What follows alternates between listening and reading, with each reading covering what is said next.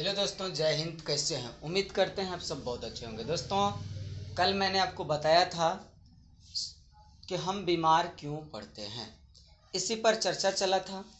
दोस्तों, हम बीमार क्यों पड़ते हैं?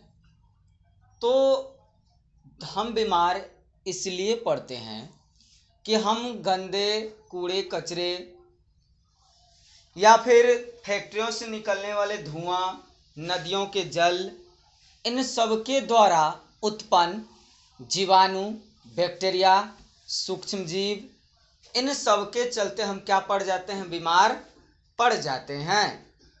तो कह रहा है इसमें कि जहाँ जहाँ कूड़ा कचरा है वहाँ क्या किया जाए, उसका निपटारा किया जाए, और जलाने वाले को कुछ जला दिया जाए, कुछ सड़ने वाला है तो उसको गड्ढा में डाल दिया जाए, सड़ा करके उसको खाद का उपयोग किया जा सके। ऐसा करना है, इर्द गिर्द जहीं तहीं फेंकना नहीं चाहिए। खास करके नल जल की योजना, जो नाला में बहता हुआ जल है, ये जल क्या करता है? सबसे ज़्यादा नुकसान पहुंचाता है कि गंदगी को जन्म देने में इसका अहम भूमिका रहता है।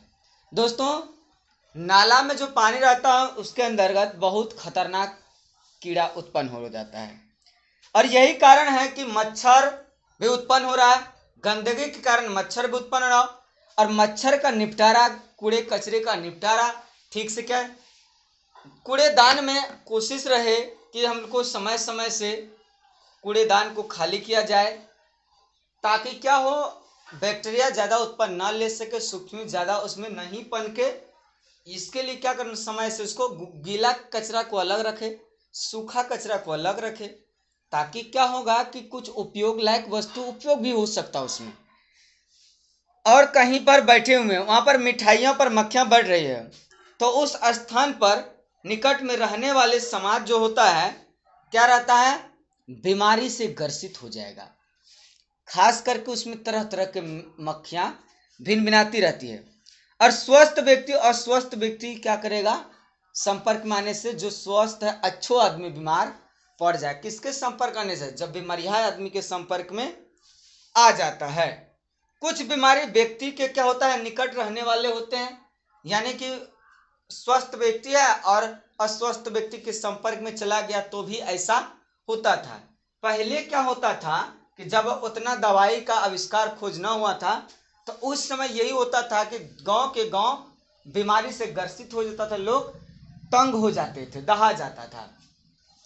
होता यह था दोस्तों कि उसका सही से इलाज ही नहीं था, तो लोग करते आखिर क्या? तो इसीलिए क्या किया गया? सामुदायिक भवन बनाया गया, समुदाय स्वास्थ्य केंद्र बनाया, सामूहिक स्वास्थ्य केंद्र का निर्माण कराया गया।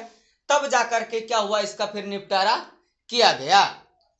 कह रहा है इसमें कि स्वास्थ्य अर्थात स्वस्थ, क्या? स्वस्थ, बिना रोगी। स्वस्थ व्यक्ति शरीर और मस्तिष्क, कहने का मतलब है शारीरिक ताकत से भरा हुआ होगा, और उसका बुद्धि विवेक भी अच्छा खासा काम करेगा। क्या होगा? अच्छा खासा काम करेगा। वह अपना हर काम को अच्छा से कर सकता है। पूर्ण क्रियाशील, क्या करेगा? पूर्ण क्रियाशील, सामाजिक, समाज में भी अच्छा खासा काम वह करेगा, समाज के लिए सोचेगा, समझेगा और काम फिर उस पर करेगा। मनोवैज्ञानिक तनावों से मुक्त एवं प्रसन्न रहता है। क्या रहता है? मनोवैज्ञानिक, हर तरह से वह व्यक्ति खुश रहेगा, अपने कार्य क्षेत्र में वह सक्षम रहेगा और कार्य करने का काम करेगा। कौन? तो अर्थात यानी कि स्वस्थ व्यक्ति। लेकिन वही अस्वस्थ व्यक्ति है तो वह हर काम को कर अच्छा से नहीं पाएगा। स्वस्थ नहीं है, कर नहीं रहा है, तो कोढ़िया हो जाएगा, तो भी एक प्रकार का रोगी ही हुआ हो गया, और धीरे धीरे शरीर में रोग आना शुरू हो जाएगा। इसीलिए शरीर को ज्यादा से ज्यादा थकाया जाए, खटाया जाए, तो क्या होगा? इससे हमारा शरीर स्ट्रेस रहेगा और काम भी अच्छा खासा करेगा। कहा कि स्वास्थ्य पर परिवेश का बहुत बड़ा असर पड़ता है। जहां हम रहते हैं कम से कम उसकी सफाई समय से हो, पोछा लगे, समय समय पर डिटर्जेंट पाउडर के साथ साथ फिनेल भी इस्तेमाल करें, तभी तो सफाई होगा। नहीं तो क्या होगा, हम जहाँ रहते हैं परिवेश गंदा होगा और हम बीमार पड़ जाएंगे। जब हम बीमार पड़ जाएंगे तो बहुत सारे काम को करना पड़ेगा। फिर रोग को निपटारा करने के लिए डॉक्टर के पास जाएंगे तो वह दवाई सुई लगाएगा, टैबलेट देंगे, तो इसमें भी पैसा लगेगा, जांच में भी। तो रोगी को चाहिए कि हम कुछ अपने से भी करें जो सफाई का काम कर सकते हैं। ज़्यादा से ज़्यादा गर्म पानी का इस्तेमाल करें। हमारा जो शरीर है गर्म है, हम ठंडा पानी पी लेते हैं, शरीर के अंदर में गर्म है, उस पानी को पहले उबालेगा, खौलाएगा, तब जा कर के वह फिर अपना काम करेगा। तो हम गर्म ही क्यों ना पिए, जो हमारे शरीर के जठराग्नि है उसको थोड़ा कम समय लगे। तो ये क्या करेगा, स्वस्थ रहने के लिए अच्छा खासा मदद साबित करेगा। जैसे अब कह रहे स्वास्थ्य क्या है, व्हाट इज हेल्थ, स्वास्थ्य क्या है, आपसे पूछ देगा कि बताइए स्वास्थ्य आखिर है क्या। तो आपको बताना है कि कोई भी व्यक्ति है संसार का, किसी भी व्यक्ति की शारीरिक, मानसिक, मनोवैज्ञानिक यानी कि मेडिकल, फिजिकल एंड साइकोलॉजिकल यानी कि साइको एंड क्या जो सामाजिक होता है उसका भी समाजीकरण, ये भी तो हमको देखना है। सोशल वर्कर भी उस प्रकार से होना चाहिए, सामाजिक कार्यकर्ता के रूप में होना चाहिए, समाज के लिए होना चाहिए, जीवन तल्ला, और जिसके कारण वह हर क्षेत्र में कुशलता पूर्वक रहते हैं, मतलब बिना किसी हिचकिचाहट के, तो उसको हम कह सकते हैं क्या, तो उसको हम कह सकते हैं कुशल व्यक्ति कह सकते हैं। कुशल व्यक्ति और अच्छा से काम कर ले तो यही तो असली स्वास्थ्य है। कहा गया स्वास्थ्य ही धन है, health is money, money is health, no, health is money, स्वास्थ्य है तो धन है, स्वास्थ्य गया तो धन गया, इसलिए स्वास्थ्य को बचाए के रखो ताकि धन भी बचा रहे। सबसे मूर्खता की बात हमें समझ नहीं आते, एक तो पैसे फंसा करके पहले मदिरा पान करो, दांत गंदा करो, खैनी खाने से क्या होता है, घर्षण बल, तो पहले पैसा लगाकर खैनी खरीदो, फिर खैनी खा करके दांत गंदा करो। एक तो पैसा लगाओ खैनी खरीदने के लिए, फिर ब्रश करेंगे, ब्रश करने के लिए फिर कोलगेट चाहिए, कोलगेट के लिए फिर पैसा। यार हद की बात है, मूर्खता का भी कोई सीमा होता है। एक पैसे लगाकर गंदा करो, फिर पैसे लगाकर उसको सफाई करो, कहाँ तक बुड़बकता, इसका भी कोई सीमा है यार। मत खाओ तभी तो स्वस्थ रहेगा। तो ये सब क्या होता है, ये भी अस्वस्थता का ही लक्षण साबित होता है। तो क्या कर अपने कार्यों का निष्पादन करता है या स्वास्थ्य पर निर्भर रहता है, तो उसको क्या करता है, स्वस्थ हम कह सकते हैं। कुछ बीमारी देश और राज्य दोनों को नुकसान पहुंचाता है। जहां तक कहा जाए तो कोरोना पूरे देश ही नहीं, देश के अलावा विश्वव्यापी साबित हुआ था। इसके चपेट में दुनिया भर के देश आ गए। कुछ ही ऐसे देश होगा, एक आध दो जो नहीं आएगा, नहीं तो हर देश इससे जूझ रहे थे, लड़ रहे थे। जैसे करा कि कुछ बीमारी राज्यव्यापी, और कुछ बीमारी देशव्यापी, देश भर में। जैसे सबसे पहले कहा जाए तो जॉन्डिस जो है भाई बहुत खतरनाक बीमारी है, अगर लीवर में हो जाए तो मौत की भी संभावना हो सकती है। टाइफाइड अर्थात निडेरिया के द्वारा उत्पन्न मच्छर के काटने से मलेरिया फैलेरिया।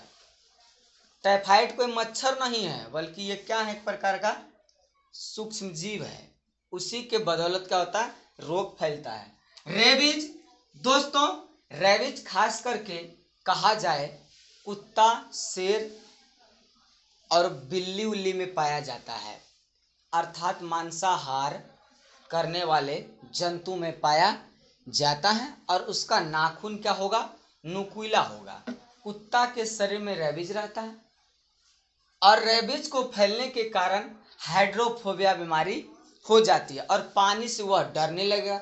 शेर उनको देखे होंगे, शेर तो नहीं, कुत्ता को पानी चाट के पीता है, अर्थात पानी से उसको बड़ा डर लगता है, बर्दाश्त नहीं कर पाएगा सहन पानी का, तो इसलिए क्या करता है वो सोच समझकर काम करता है, कहीं डर ना जाए। शेर का भी यही बात होता है, शेर में भी ऐसा ही पाया है, उसमें भी हाइड्रोफोबिया का काम होता है, उसमें भी रेबीज पाया है। उसके बाद एड्स के विषय में कहा ही नहीं जाए, हम जब एड्स के विषय में पढ़ाएंगे तो पूरा बात बताएंगे, एड्स का आखिर क्यों का है, कैसे किस लिए, उपचार सहित बताएंगे।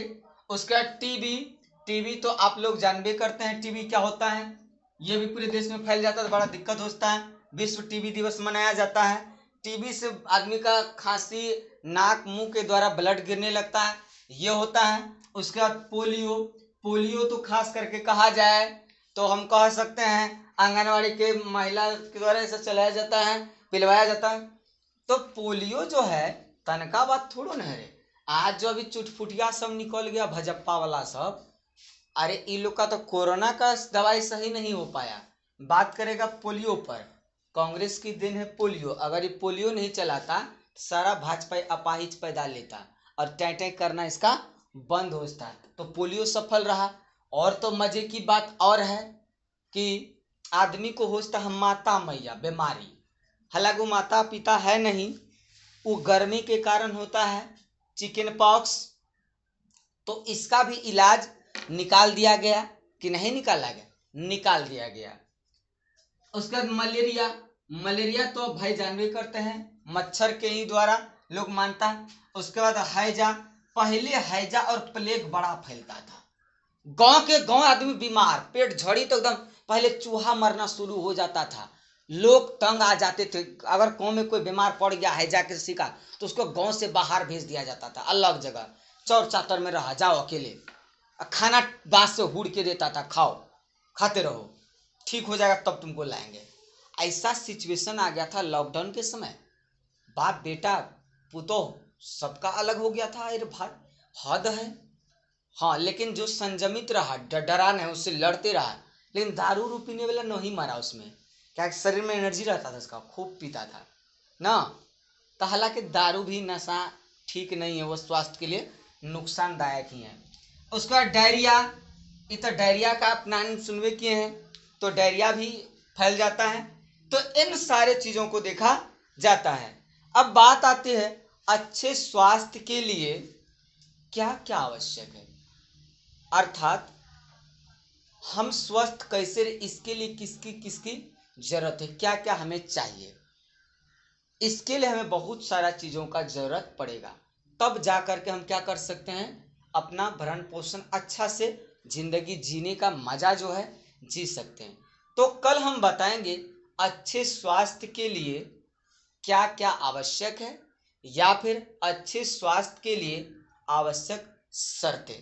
तो कल का टॉपिक होगा आपको अच्छे स्वास्थ्य के लिए क्या शर्तें हैं, यही क्वेश्चन होगा, इसी पर कल का चर्चा चलेगा। अच्छे स्वास्थ्य के लिए क्या शर्तें हैं। तो आज के लिए हम इतना ही रखते हैं, फिर आपसे हम रूबरू होते हैं। जय हिंद।